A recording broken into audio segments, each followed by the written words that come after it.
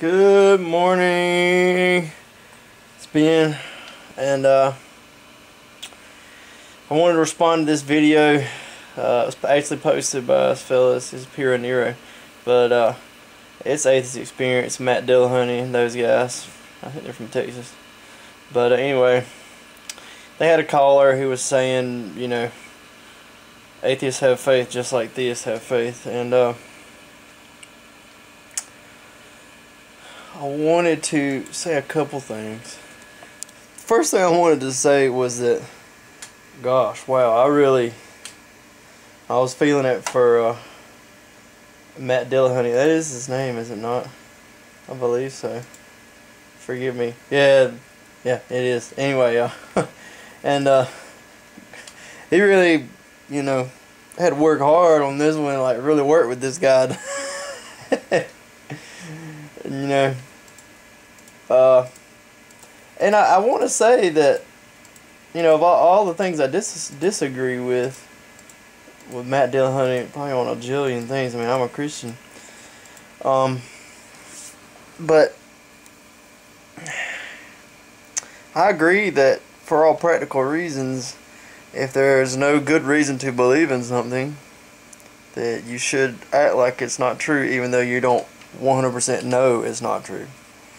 Yeah, for sure, dude. Like, we do that all the time. Now, he was talking about situations, like he says, religion is the only time people don't do that. It's not necessarily true. Religion is a situation where people don't do that because there's no kind of, you know, for most people anyway, you know, you have to have some concept above the afterlife. You have to live like you think there's going to be one, or you don't think there's going to be one, you know, or some kind of idea or something. But there are other situations where we believe things without actually knowing anything, for sure, where it's practical to just take your best guess. So yeah, where we can't know anything, where we have to just guess best we can. In fact, that's kind of common in life. You never really know, you know, like what other people, you know, really are like, and what's gonna happen, and if things are gonna work out the way you plan, and your goings and comings of your life. But anyway, that's not really what I wanted to talk about. This definition of faith disturbs me in the way that so many people define it. And in fact, this very argument that, you know, Christians make or theists make, atheists have faith just like theists, bothers me. It bothers me because by that definition of faith, it means that to be a theist and to believe in God, it means you believe things without having any idea if they're true. Point atheists, right? Like, if you're going to define faith that way, why are we even having a conversation? Of course we should all be atheists. Well, because if we define faith that way, then who has the most faith, right? You know, the guys in the crazy house, you know, who think they're God, or the aliens came and spoke to them, you know, they have more faith than us. You know, in fact, it would the strongest faith would be the faith that says, I actually am pretty sure this isn't true, and I still believe it. Like, how do we get to this definition of faith where faith means believing things are true, acting like they're true when you have no idea if they're true? I mean, how do we define faith as insanity? As being crazy? Because that's what that is. And we put it in a God box and keep it away from the rest of our lives, and we're able to continue on. Like, dude, what is going on here? Biblically, you know, if we're going to say there's any past, any tradition, any source, any origin of Christianity, it would be in the Bible times with those guys who wrote that. The word faith was not a Christian word. And that's important to understand. It's not a Christian word. It's not.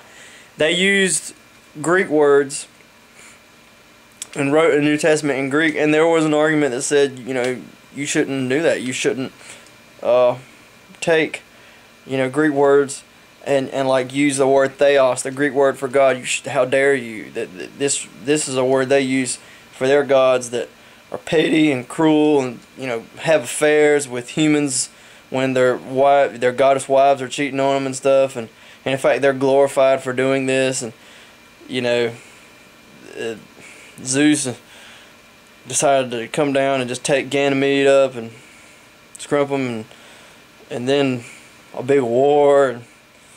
So there, you know, there was a big issue. But what the Bible writers tried to do was take these pagan words and try to fill them with new meaning. And one of these words was pistis and pistuo, and this root would be patho. But patho, pistis is the one. Every time you read the word faith in the New Testament, it's translated from the word pistis. And every time you read, you know, I believe, or some version, they believe, or something like that, it's translated from pistuo. That's right. We make a distinction where we say faith is believing in things even though you have no idea if they're true, and belief is just a general word that means you think it's true, and you could have good reasons, you could not, because it's just a general word. That is not the way it is in the Bible. In the Bible, it doesn't carry those connotations that we ascribe to it. So get rid of our connotations. Well, what connotations does it have in the Bible? Well, these words, their root is the word petho, and she was a goddess. That's right, a goddess. The goddess of what? She was a consort of Aphrodite. She was the goddess of, well, to be honest, she was the goddess of engagement, like getting a man to marry you. And getting a man to marry you was a big deal. She was the goddess of engagement. And when you read pistuo, what it would literally mean was that you believe something, but you didn't originally believe that you were persuaded into that. So like the word nomos would be another Greek word for belief, and that would mean that you believed it, and your mama believed it, and your daddy believed it, and your family just always believed it, that it was a tradition or a customary belief. And pistuo means that you were persuaded, but also it carried a connotation that you had married yourself to this persuasion of yours, that you had got engaged to it.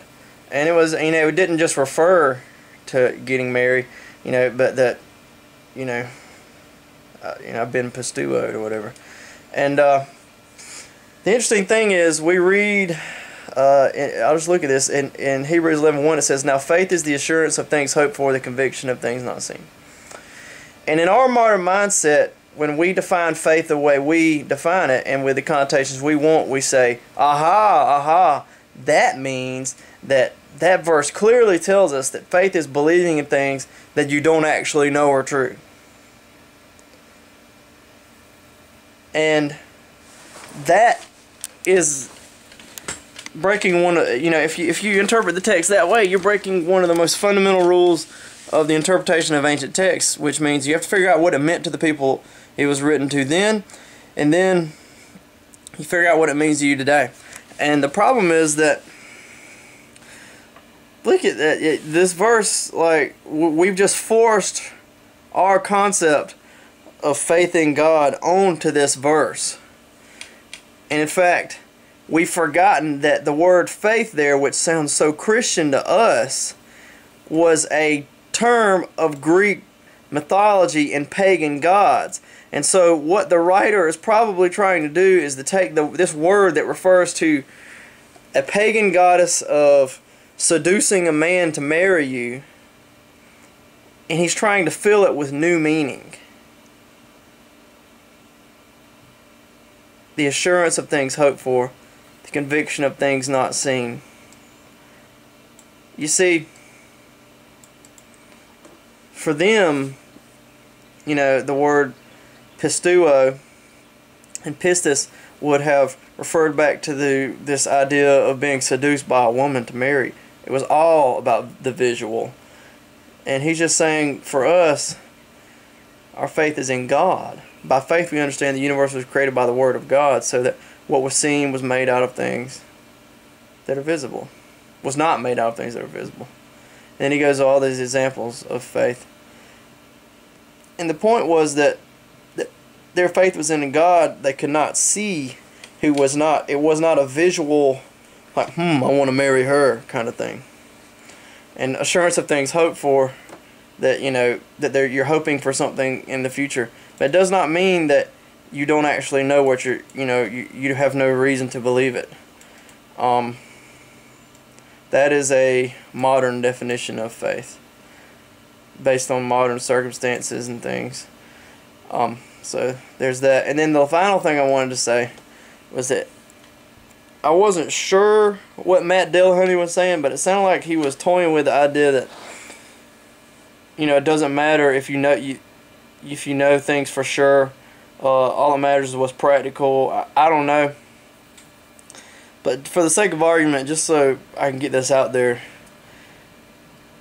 if he's saying that you can't be absolutely certain about things, that is a logical contradiction. You can be absolutely certain about things, because the only way you can't be absolutely certain about things, you have to be absolutely certain that you're not absolutely certain about things. In fact, let's say let's say you say absolute certainty doesn't matter. All I care about is being practical. Well, without absolute certainty, then you're not absolutely certain that you should be practical. I mean, why not be impractical? So, we'll stop there. Thanks, bye.